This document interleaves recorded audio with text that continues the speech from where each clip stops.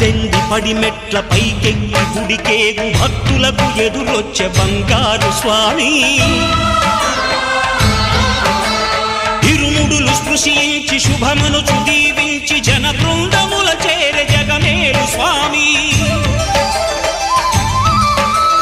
తన భక్తులనరిల్చు తప్పులకు తడబడి ఒక పక్క ఒరిగెన ఓంకారమూర్తి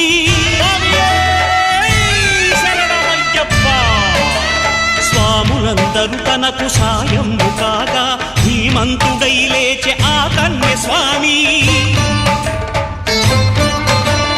పట్టబంధము వీడి భక్తతతికై